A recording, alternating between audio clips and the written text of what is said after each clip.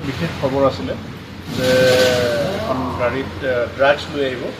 সেই অনুসৰি আমাৰ শ্ৰীৰামপুৰ নাকাত আমাৰ এটা নাকাটো অলপ ষ্ট্ৰং কৰি লগোৱা হৈছিলে সেই খবৰ অনুসৰি এতিয়া আমি এখন গাড়ী পালোঁ GJ01HW61669 এই গাড়ীখন আমি ছাছপেক্ট কৰি পেলাই আমি গাড়ীখন ৰখালোঁ ৰখাৰ পিছত যিহেতু একচুৱেলি শ্ৰীৰামপুৰ য'ত আমাৰ নাকাটো আছে তাত আমি গাড়ীখন